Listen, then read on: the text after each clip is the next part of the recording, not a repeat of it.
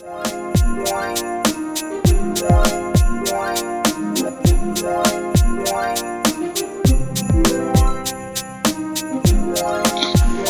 everybody, new video from Big Apple Pipes, and finally the final review of the Balkan Throwdown. Behind me, the famous Christmas tree of Rockefeller Center, and this is just to wish all of you a Merry Christmas, and I'll see you soon for the Happy New Year wishes. So now let's start.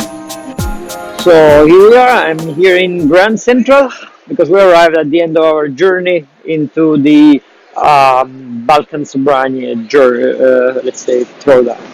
Um, this was a very interesting throwdown, especially because I took the chance to, let's say, study more about the, let's say, Balkan style tobaccos. What does it mean, Balkan style, and what about Orientals? What does it mean, Orientals? But maybe it's better if I move to another location, less crowded, to talk about this thing. As I was saying, this comparison of these five tobaccos that should have been the same tobacco, but in reality are very different, really stimulated in me several questions. The first one being, what is a Balkan blend? And there is a very nice article from G L Pease I, and I am linking it in the description, because actually Balkan blend doesn't really mean nothing. It's, as G L Pease says, it is probably just a commercial term that has been used in the last 25-30 years, and it has been popularized by the internet community of pipe smokers to, again,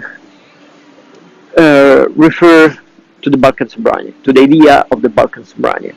But again, if you think about what is the Balkan sobranie and when it was conceived, when it was created about 100 years ago, it was a time, as it was also explained in this beautiful book, in which the Latakia was not even defined as a single tobacco. It was one of the Orientals.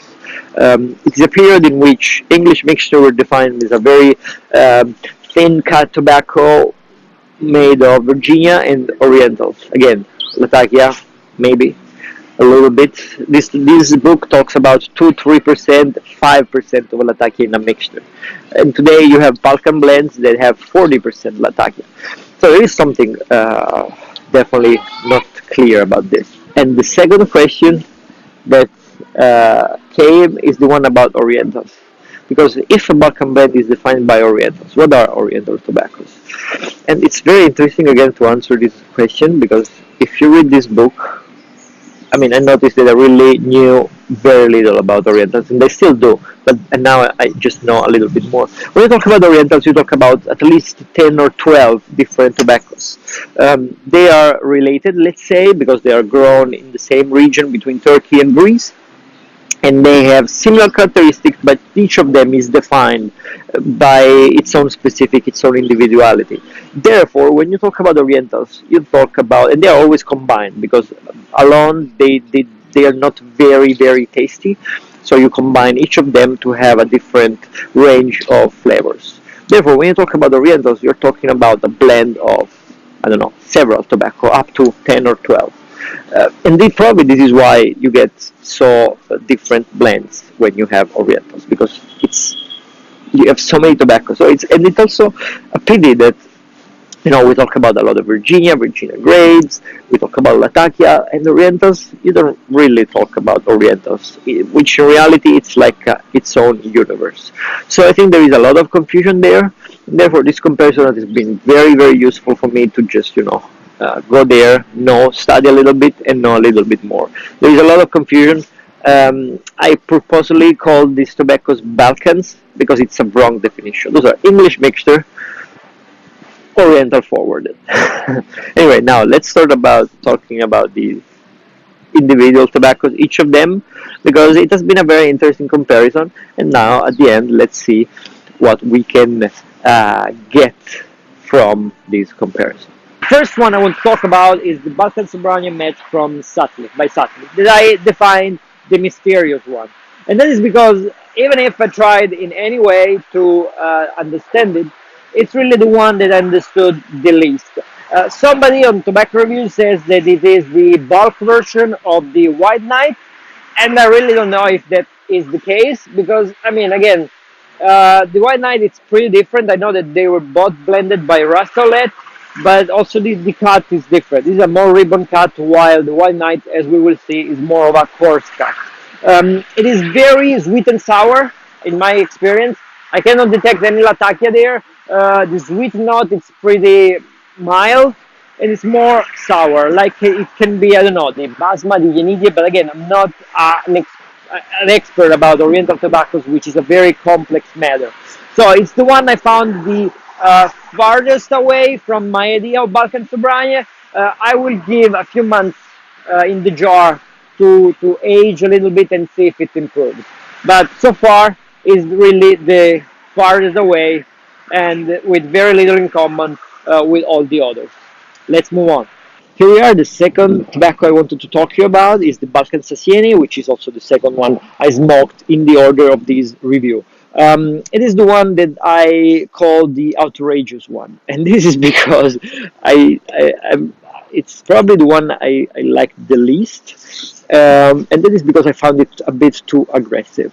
When you start smoking it, the first third of the bowl, it's pretty nice, it's mellow, it's sweet, and then it starts a violent note that I associate to Latakia. So very incense-like, very spicy, and I found it very, very, very aggressive on my tongue. So I had a few days of adjustment in which my tongue was always itchy, burning, and it took a while to get used to it. I smoked this in the past and I was not too excited about it.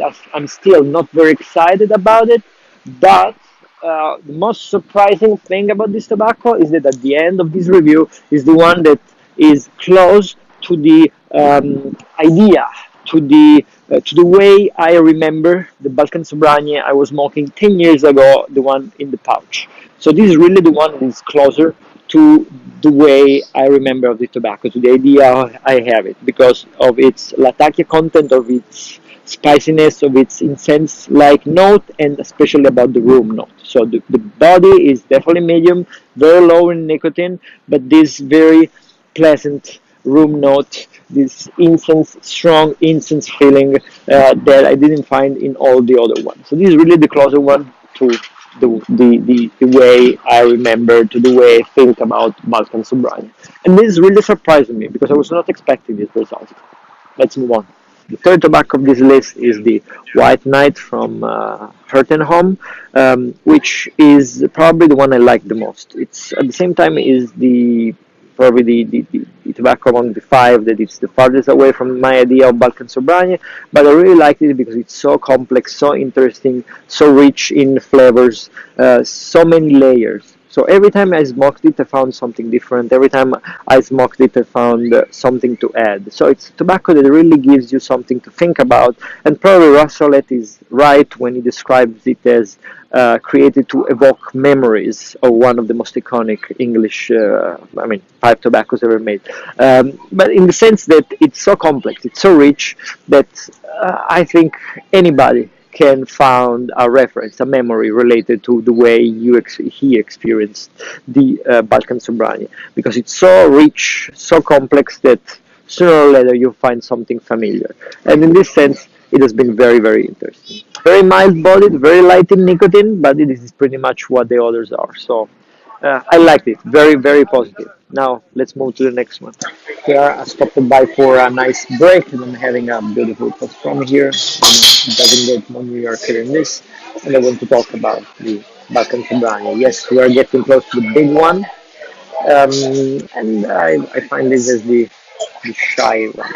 It's pretty shy because I found it very mellow, not very intense like it is on the Latakia. It's very, very little, but overall it was pretty good. You know, pastrami is a smoky and tender meat, and therefore I think it gets pretty close to what this is, of course, in tobacco terms. So very mellow, very mild, um, smoky, and nice. It's not spicy. It's not itchy on the tongue. So overall, very good. So let's move on to the next one.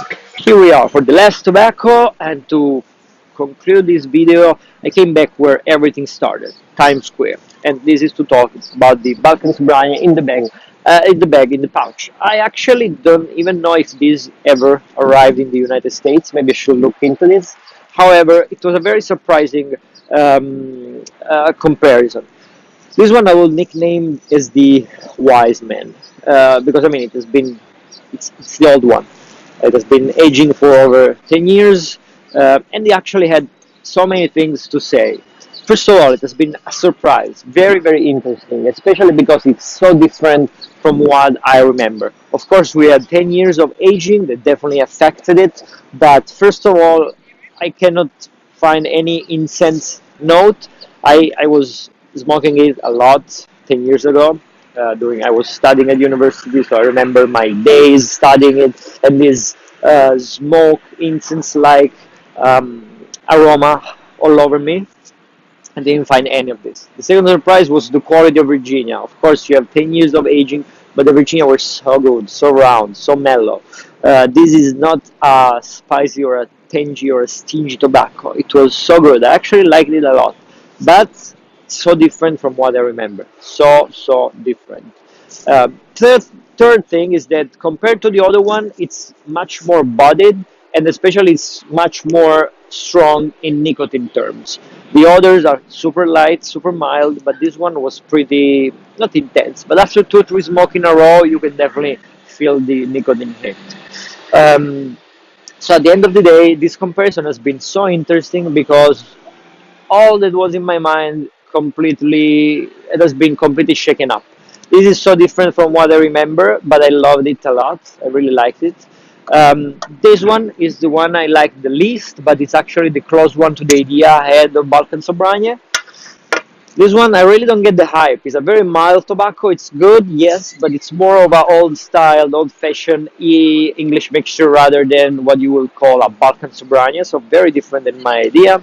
And this one, I don't know. I would probably not even consider it a Balkan Sobranie match, but it's so good, so interesting, so complex. I liked it. So the one I like the most is probably the farthest away from the definition of Balkan Sobranie, and the one I like the least is the one closest to the idea I had.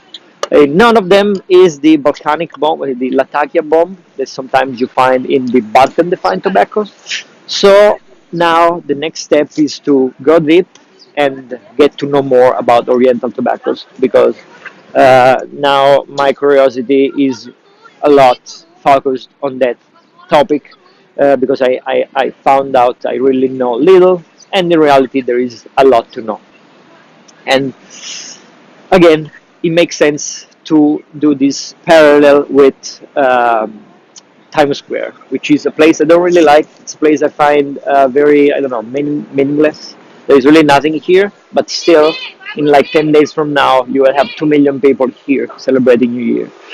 Because why? It's always about the idea I had of this tobacco was wrong, and especially what was wrong was the memory. Memory always changed things. Anyway, this was the lesson to learn. I hope you liked the video. Please comment if you want, and see you next time. And again, have a Merry Christmas if you celebrate Christmas. Enjoy the holiday, and I really wish to you and your family a beautiful, beautiful holiday. See you for the New Year wishes. Bye. And I mean, and happy New Year. I'm not sure if I will release another video before the end of the year. So happy New Year. I wish you a wonderful 2020. Bye.